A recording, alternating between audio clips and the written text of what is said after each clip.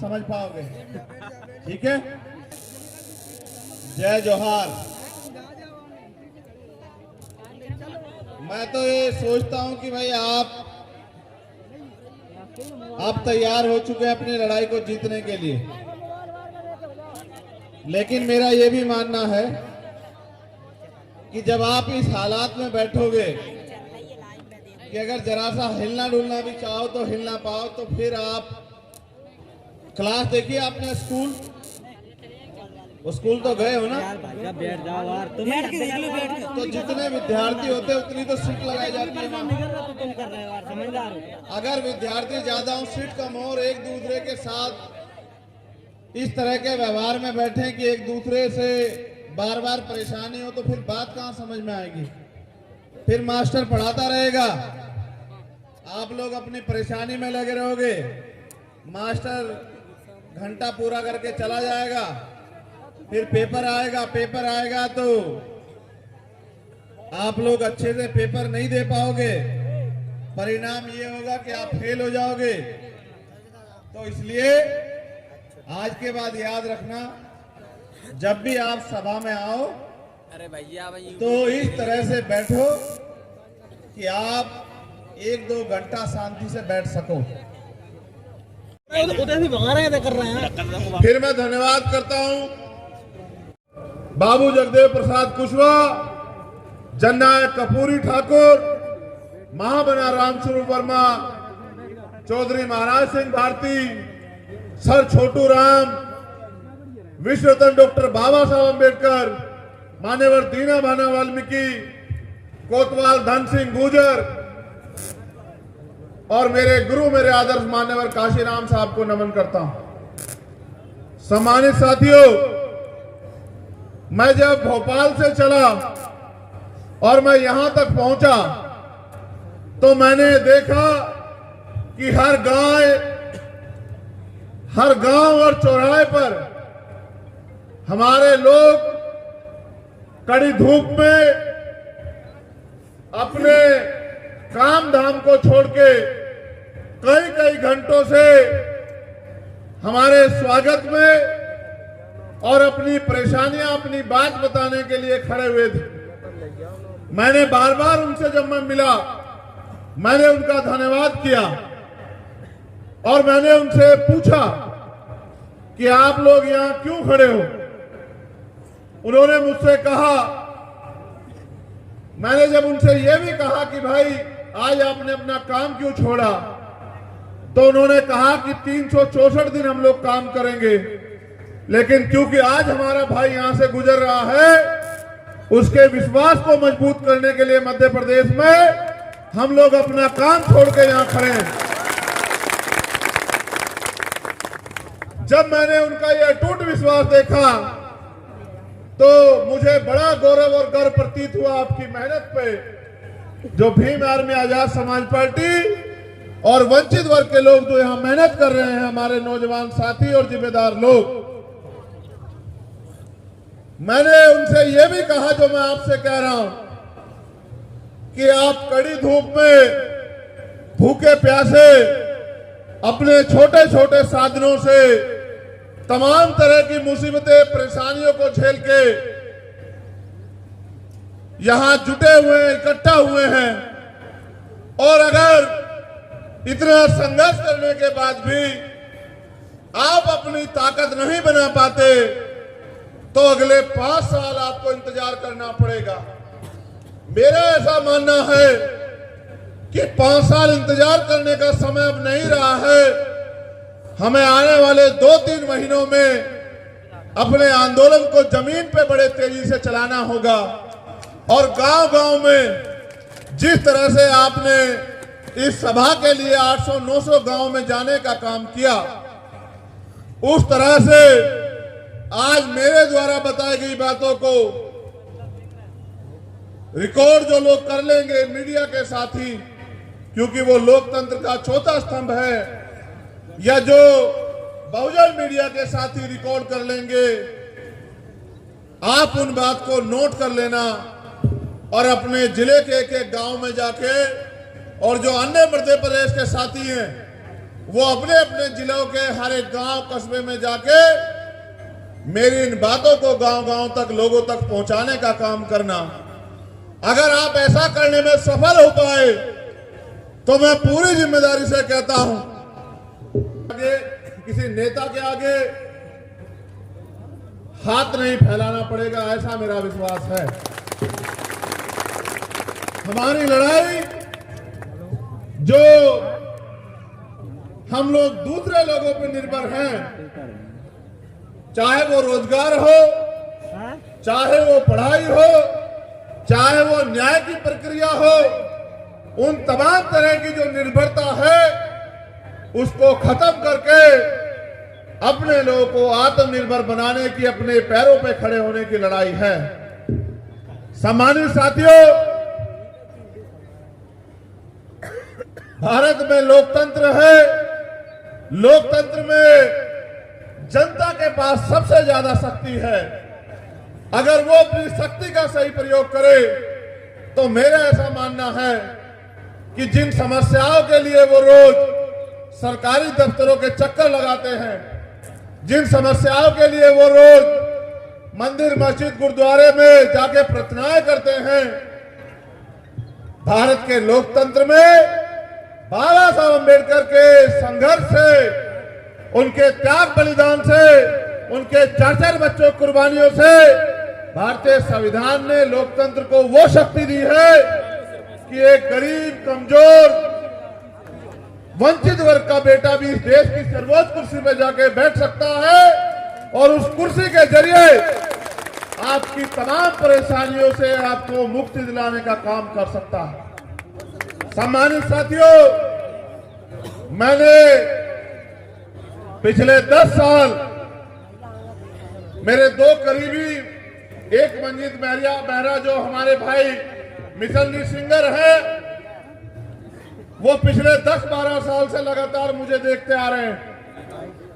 पिछले 10-12 साल से लगातार सारा सुख चैन, तमाम तरह की सुविधाएं, तमाम तरह के अवसरों को त्याग करने के लिए दिन रात घर से निकलकर गली गली, कस्बे कस्बे, गांव गांव, शहर शहर और पूरे देश के एक कोने में जाने का काम करते हैं और वहां रहने वाले लोगों को अपने महापुरुषों का त्याग बलिदान संघर्ष बता के और उनकी गुलामी की मुक्ति किस दरवाजे से होगी ये बताने का काम करते हैं।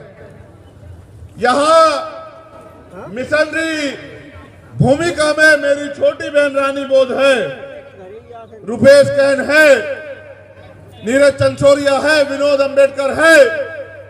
मैं ये मानता हूं ये छोटी सी हमारी नन्ही सी प्यारी सी वीरांगना बहादुर बहन रानी बोध, मेरा ऐसा भरोसा है एक दिन ये मध्य प्रदेश ही नहीं, भारत की और दुनिया की स्टेज पे इस मध्य प्रदेश का नाम रोशन करने का काम करेगी, ऐसा मेरा मानना है। और मैं अपनी और बहनों से भी कहना चाहता हूं कि अगर पैदा करना है, अगर बेटी पैदा की है तो फिर बेटी पैदा करो तो उसमें वो विचार भी दो कि वो फूल नहीं, वो फूलन देवी बने और वो अन्याय अत्याचार करने वालों को सबक सिखाने का काम करे। उसके अंदर इतना हौसला भी दो कि वो अपनी लड़ाई अपने बलबूते लड़ सके और वो आपके तरक्की के रास्तों में भी अपना योगदान कर सके। मैं यहां पहुंचा हूं, मेरे पास यह हर बार जब मैं मध्य प्रदेश आता हूं, किसी भी जिले में जाऊं, उस जिले से जुड़ी हुई बहुत सारी घटनाएं मेरे सामने आती हैं। शासन प्रशासन के लोग यहाँ हैं, पुलिस के सम्मानित अधिकारी कर्मचारी यहाँ हैं।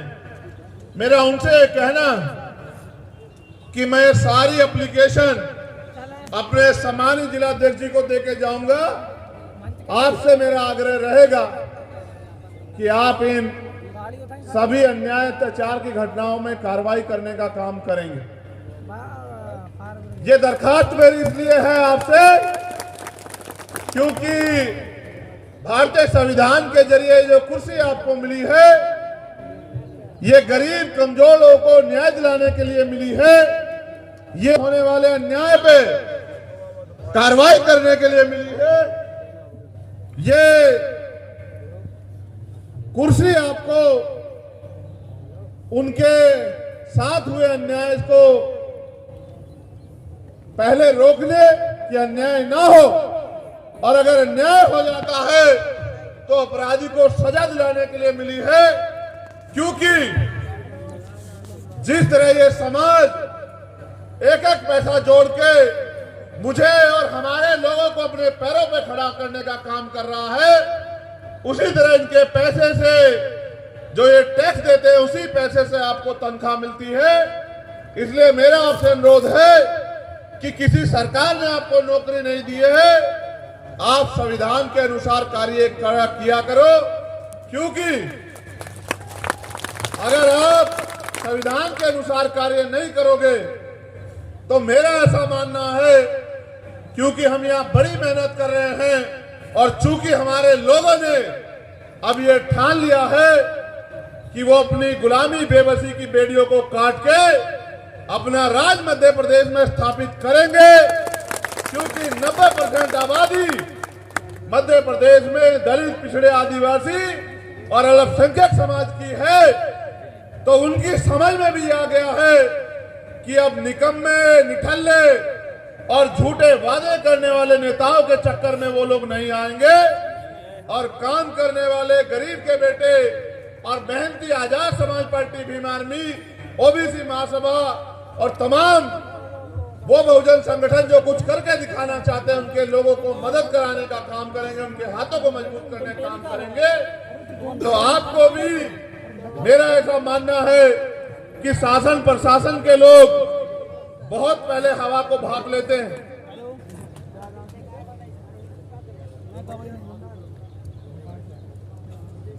तो उनको ये समझ लेना चाहिए कि मध्य प्रदेश में जो हवा बह रही है अब, वो 1 महीने 2 महीने के बाद आंधी तूफान का रूप लेगी। और जब आंधी चलेगी तो राजा महाराजाओं के परखच्चे उड़ जाएंगे। गरीबों की झोपड़ी तो टिकी रहेगी, याद रखना, लेकिन ये महलों वालों के सपने पूरे नहीं होंगे मध्य प्रदेश में, याद रखना।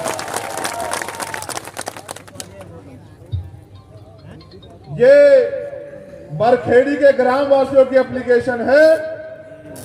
उनकी मांग है कि हमारे मकान अस्थायी करवाए जाएं। मैं बरखेड़ी के जो सम्मानित लोग यहाँ हैं, जो नहीं भी, उनको भी कहना चाहता हूं, इस बार वोट आजाद समाज पार्टी के प्रत्याशी को देना। फिर आपको आपकी जमीन से कोई बेदखल नहीं कर पाएगा, मेरी बात को याद रखना।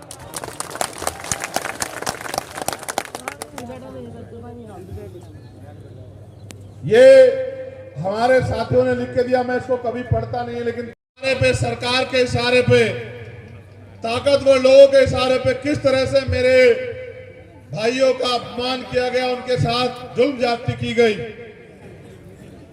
मैं चाहता तो जवाब दे सकता था, लेकिन मैंने बाबा साहब अंबेडकर से संविधान के जरिए लड़ना सीखा। और मैंने उस दिन इनसे भी कहा था और आपसे भी कह रहा हूं कि इस चोट का बदला वोट से देना मेरे लोगों। ये जो चोट रोज ये मनुवादी व्यवस्था को मानने वाले लोग मेरे लोगों पे हमला करके देते हैं, इस चोट का जवाब वोट के माध्यम से देना। और फिर मैं देखूंगा कि आपकी तरफ आंख कौन उठाएगा, मेरी बात को याद रखना। एक थाना है नई सराय, FIR संख्या है 0 और कोई कार्रवाई नहीं। बद्री पुत्र खेमचंद जाटव, निवासी जंगार, तहसील ईसागढ़, इनके भाई का मर्डर कर दिया गया, कोई कार्रवाई नहीं।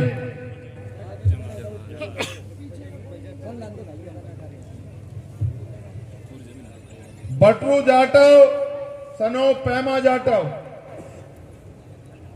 तहसील नई सराय, तिगरी, शाजापुर, जिला अशोकनगर, इनकी अनुमति के बिना पुलिस ने पोस्टमार्टम कर दिया, जो कि नहीं कर सकती है इनके साइन के बिना। इनका मानना है इनके बच्चे की हत्या हुई है और कोई सुनवाई नहीं।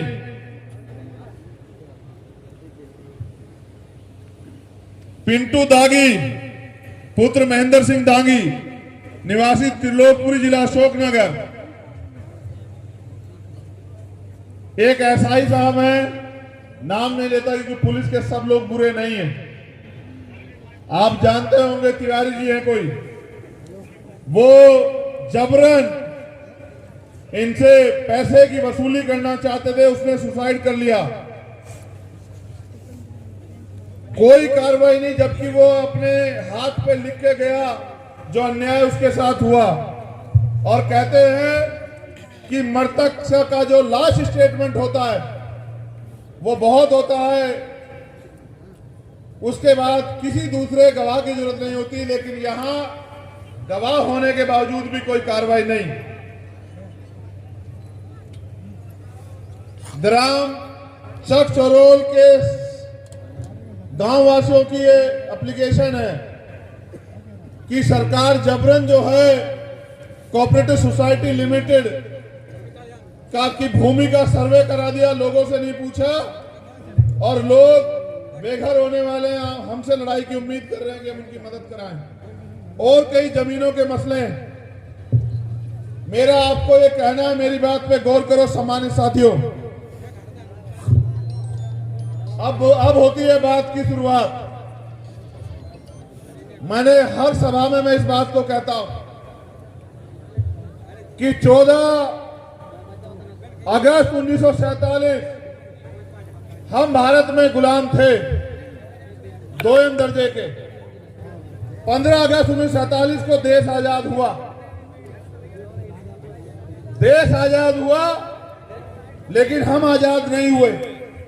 हमें आजादी मिली कागजी तौर पे तो 26 जनवरी 1919 साल होने के बावजूद। अभी कई लोगों ने जमीन की बात की।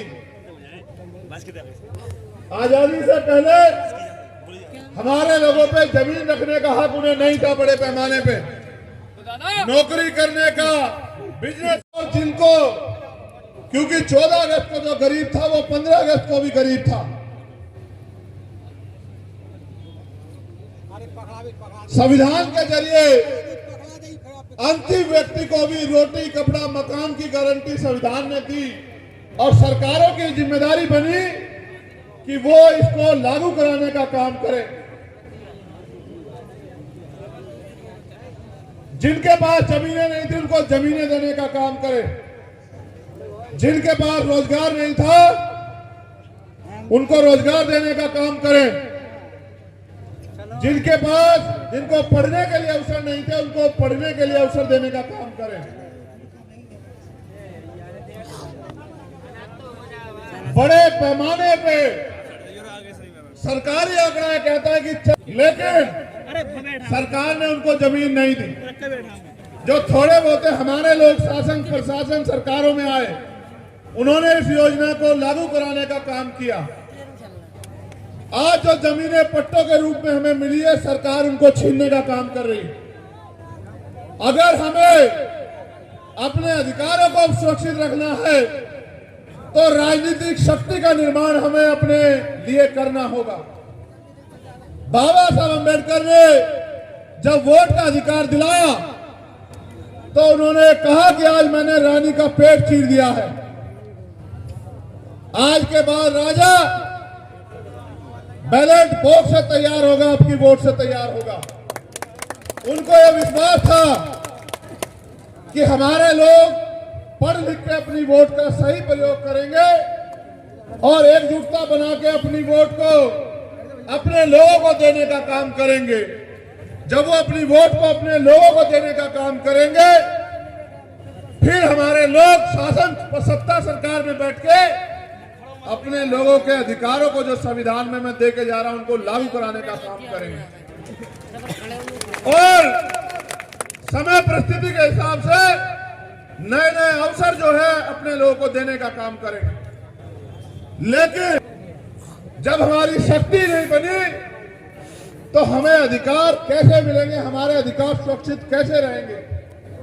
इसलिए भीम आर्मी के माध्यम से हमने समाज को संगठित करने का काम किया और संगठित समाज को उनकी वोट को एकजुट करके अब आजाद समाज पार्टी के जरिए जो अन्याय अत्याचार और अधिकारों के खिलाफ जो डाका सरकारें डाल रही है उनको रोकने के लिए, राजनीतिक शक्ति बनाने के लिए मध्य प्रदेश में हमारे लोग दिन रात मेहनत कर रहे हैं।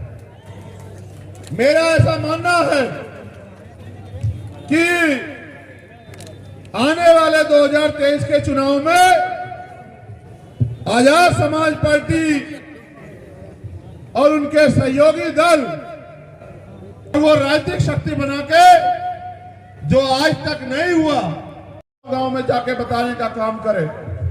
और मैं लोकतंत्र के चौथे स्तंभ से भी ये बात कहूंगा कि जिस तरह से वो पैसे वालों की बातों को बड़े पैमाने पर दिखाने का काम करते हैं, वो हमारी गरीबों की पार्टी और उनके द्वारा किए गए संकल्पों को भी दिखाने का काम करे, जो हमारी बात भी हमारे लोगों तक पहुंच पाए। कांग्रेस और बीजेपी की सरकारों में विभाग सचिव और सहायक सचिव के पद संविदा के जरिए भरे गए और फिर बिना आरक्षण का पालन किए उनको परमानेंट कर दिया गया। ये डाका ऐसे नहीं चल रहा है, ये डाका लंबे समय से चल रहा है। अभी यहाँ के मुख्यमंत्री जी ने एक योजना लागू की, लाडली बहन योजना। सुनी आपने? कितने लोगों ने सुनी? हाथ उठा के बताओ। उन्होंने कहा कि हम 1000 रुपए देंगे, यही कहा ना।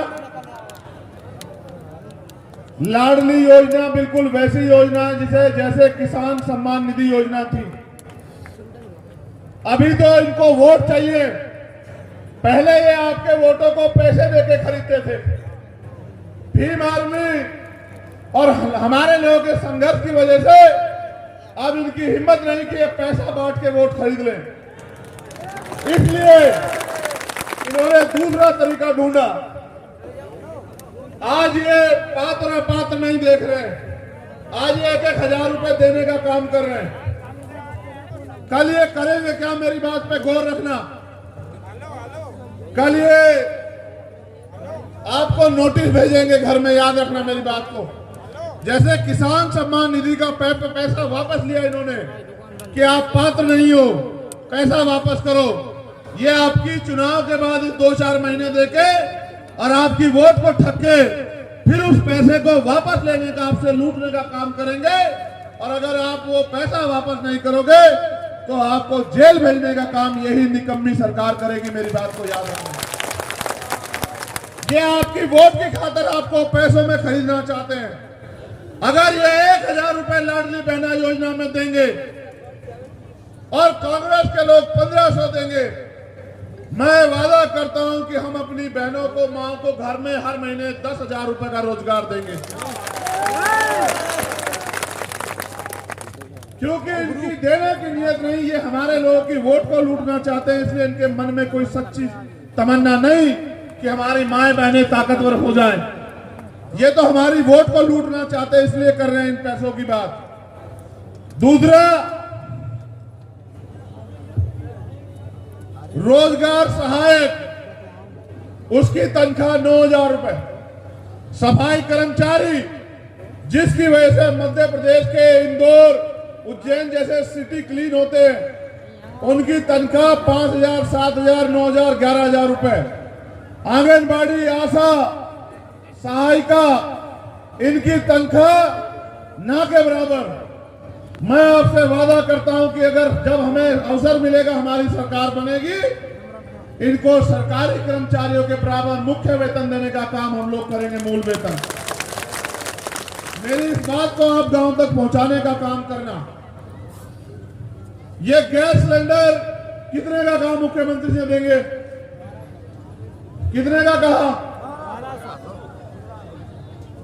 कितने का कहा, देंगे कितने का? 500। जब इनकी सरकार आई केंद्र में 350 रुपए का सिलेंडर हुआ करता था, होता था नहीं होता था? इन्होंने 4.5 साल हमारी जेब लूटी और अब 6 महीने में हमें 500 का देंगे। मैं आपसे एफिडेविट पे कहता हूं कि 350 रुपए का सिलेंडर हम सब लोगों को देंगे, इनके लोगों को भी। ये क्या 500 का सिलेंडर देंगे तो मुकर जाएंगे, इनके कोई जवान नहीं। इनके प्राण, जो देश के प्राइम मिनिस्टर, इनके सबसे बड़े नेता, उन्होंने क्या कहा? 15 लाख रुपए दूंगा, दिए। 2 करोड़ रोजगार दूंगा, दिए। 5 ट्रिलियन की इकोनॉमी कर देंगे, की। पता नहीं क्या क्या वादा किए पूरे। कहा चप्पल वाला हवाई जहाज में बैठेगा, बैठा कोई चप्पल वाला? जिनके पास नौकरियां थी वो भी छीन ली। इसलिए अगर ये 500 का सिलेंडर दे रहे हैं तो ये 5000 रुपए का जुर्माना आप पे लगाने का काम करेंगे चुनाव के बाद। मेरी बात को याद रखना, क्योंकि जनता का पैसा जनता के हित में काम आना चाहिए। मैं आपसे वादा करता हूं, आजाद समाज पार्टी की तरफ से 350 रुपए का सिलेंडर हम लोग देंगे। आप मेरी बात को याद रखना। जितना बैकलॉग है नौजवानों के लिए, अभी 1.5 लाख से ज्यादा बैकलॉग है। SC ST OBC के नौजवान सड़कों पे धक्के खा रहे हैं।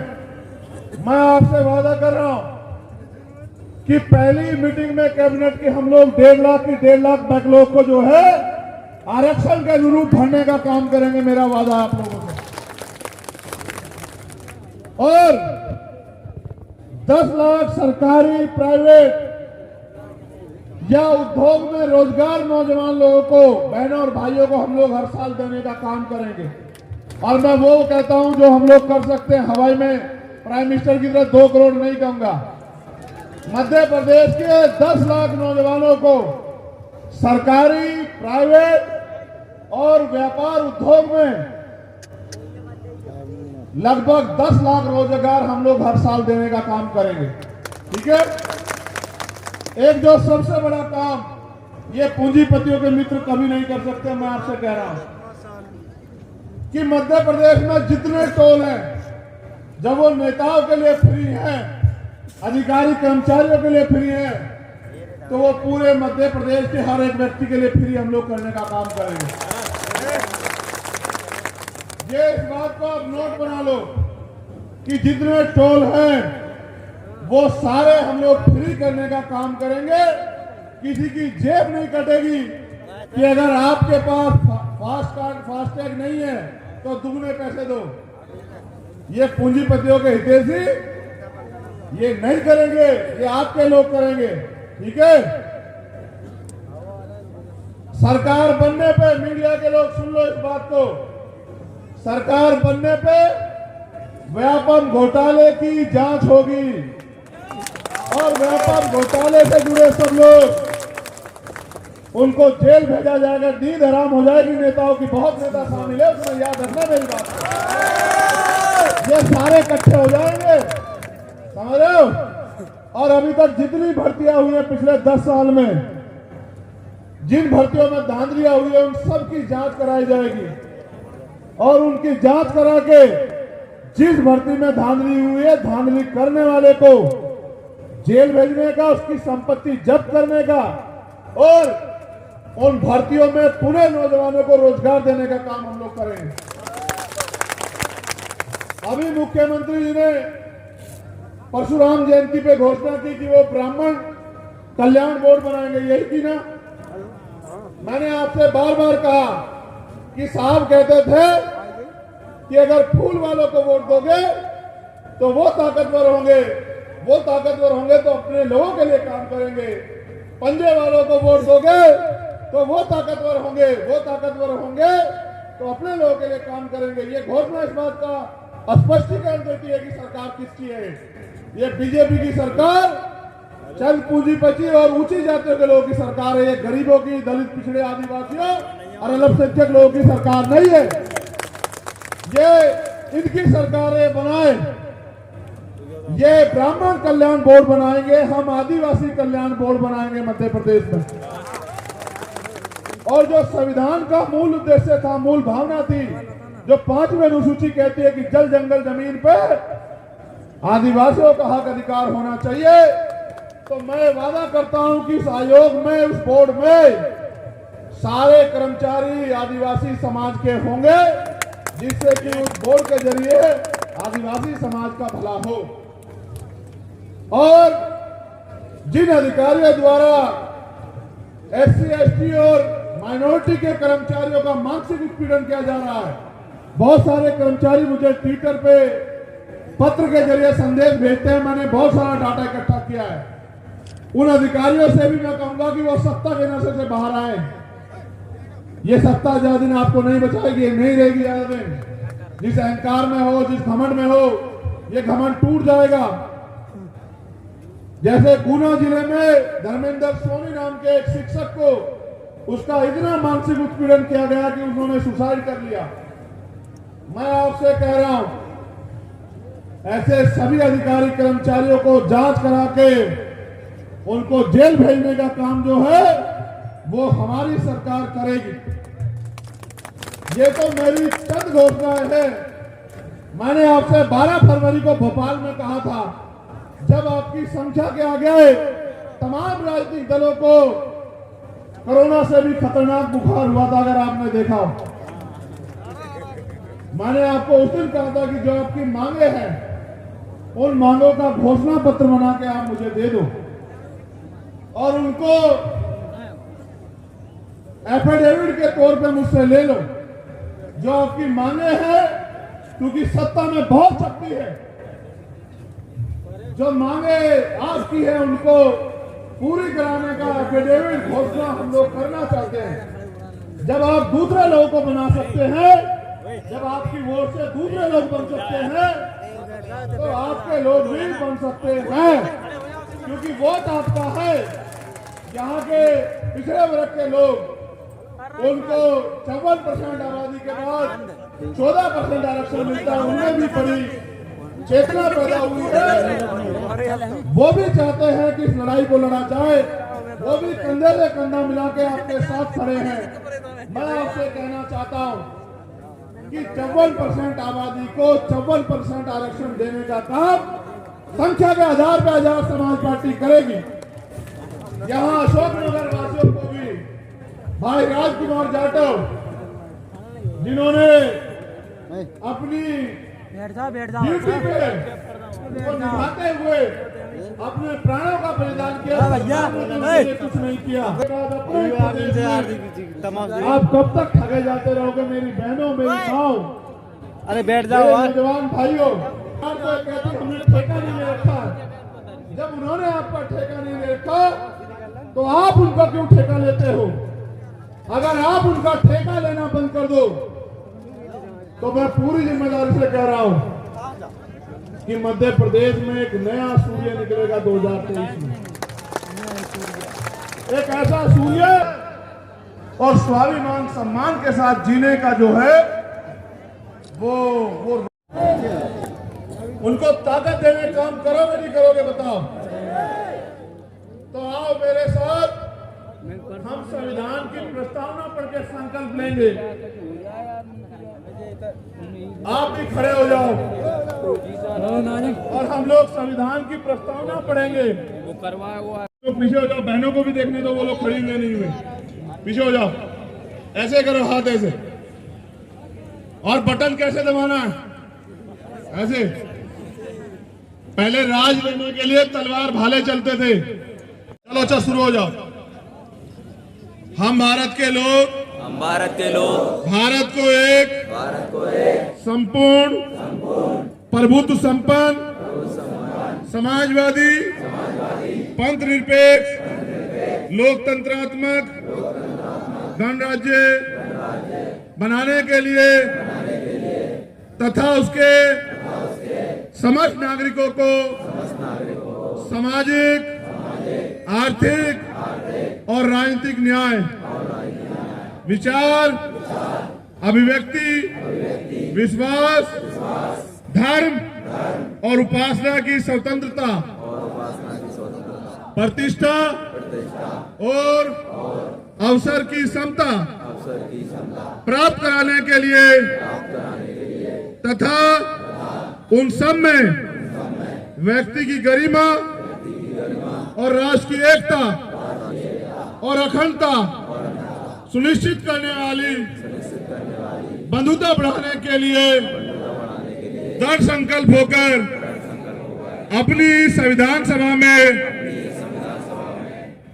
आज दिनांक